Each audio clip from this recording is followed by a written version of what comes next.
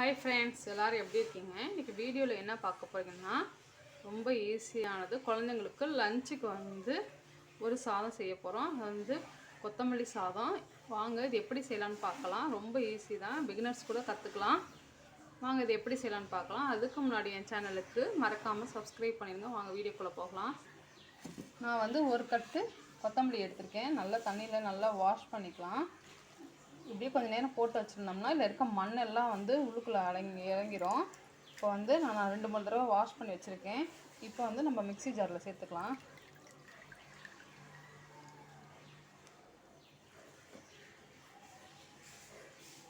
கொஞ்சோண்டு கருவேப்பிலையும் சேர்த்துக்கலாம். அதில் நல்லாயிருக்கும்.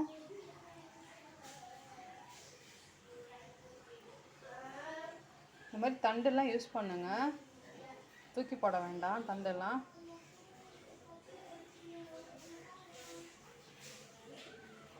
அடுத்தது நான் 2 பல்லு பூண்டு எடுத்திருக்கேன், 2 பச்சை மிளகா, ஒரு துண்டு இஞ்சி, ஒரு துண்டு இஞ்சியில் 2ஆக கட் பண்ணியிருக்கேன். இப்போ இதை நைஸாக அரைச்சிட்டு வந்துடணும். இப்போது நம்ம நைஸாக அரைச்சிட்டோம் பாருங்கள், இந்த மாதிரி தான் அரைச்சிட்டு வரணும். இப்போது கேஸ் பற்ற வச்சு ஒரு கடாய் வச்சுருக்கேன். இல்லை நல்லெண்ணெய் சேர்த்துக்கலாம், நீங்கள் நெய் கூட சேர்க்கலாம். நான் நல்லெண்ணெய் சேர்க்குறேன். எண்ணெய் நல்லா சூடாகட்டும்.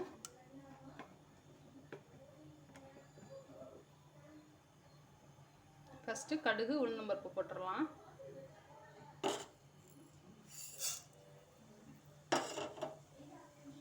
நல்லா பொரியணும்.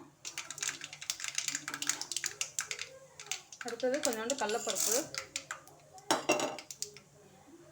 கொஞ்சம் வாசனைக்கு பட்டை, கொஞ்சம் கிராம்பு, ஒரு பிரிஞ்சி இலை,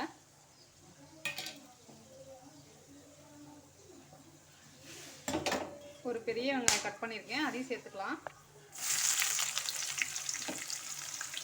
கொஞ்சம் கருவேப்பிலை,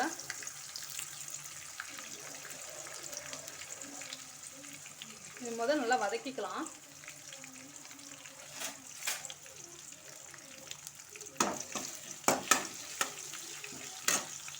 இல்லை நீங்கள் முந்திரி பருப்பு, வேர்க்கடலை எது வேணாலும் நீங்கள் சேர்த்துக்கலாம். நான் கடலைப்பருப்பு சேர்க்குறேன். இந்த மாதிரி கருவேப்பிலை, கொத்தமல்லி எல்லாம் சாப்பிட மாட்டாங்க. இந்த மாதிரி சாதமாக கிளறி கொடுத்தோம்னா குழந்தைங்க நல்லா சாப்பிடுவாங்க. நல்லா வதக்கிடணும் வெங்காயத்தை. நல்லா வதங்கிருச்சு. இப்போ கொத்தமல்லியை நம்ம சேர்த்துடலாம்.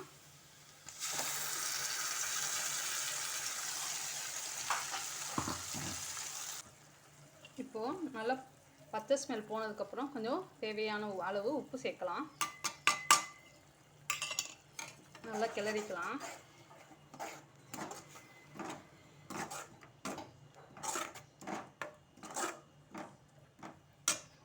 ரொம்ப ஈஸி தான் ஃப்ரெண்ட்ஸ். குழம்பு நம்ம வீட்டில் எதுவும் இல்லைன்னா இந்த மாதிரி டக்குன்னு ஒரு கொத்தமல்லி சாதம்லாம் நம்ம செஞ்சிடலாம்.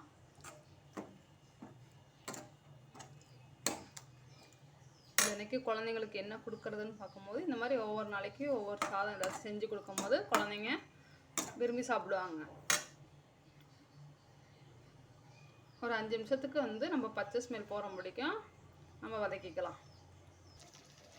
இப்போது நல்லா பச்சை ஸ்மெல் போயிடுச்சு. இப்போ சாதம் சுட சுட வடித்து வச்சுருக்கோம். இப்போ அதை சேர்த்துக்கலாம். சாதத்தை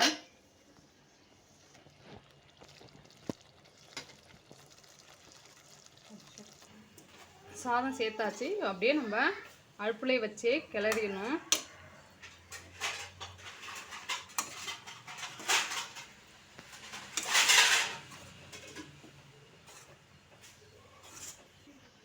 ஃப்ரெண்ட்ஸ், நம்ம பாஸ்மதி ரைஸ்லையும் சேர்க்கலாம், இல்லை நம்ம வீட்டு சாப்பாடு இருக்குல்ல அந்த அரிசிலையும் நம்ம இந்த மாதிரி ரைஸ் செய்யலாம். நல்லாயிருக்கும். நீங்கள் ட்ரை பண்ணி பாருங்கள்.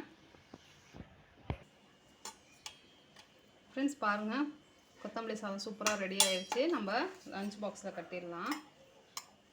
இதுக்கு நீங்கள் உருளைக்கிழங்கு ஃப்ரை பண்ணிக்கலாம், இல்லைனா ஏதாச்சும் ஒரு சிப்ஸு அந்த மாதிரி ஏதாச்சும் கொடுத்தோம்னா குழந்தைங்க ரொம்ப பிடிக்கும். நீங்கள் ட்ரை பண்ணி பாருங்கள். நம்மளுக்கு கொத்தமல்லி சாதம் ரெடி ஆயிடுச்சு. அவ்வளோதான் ஃப்ரெண்ட்ஸ், அவ்வளோதான் அவ்வளோதான் ஃப்ரெண்ட்ஸ், நம்மளுக்கு வந்து கொத்தமல்லி சாதம் சூப்பராக ரெடி ஆயிடுச்சு. நீங்களும் ட்ரை பண்ணி பாருங்கள்.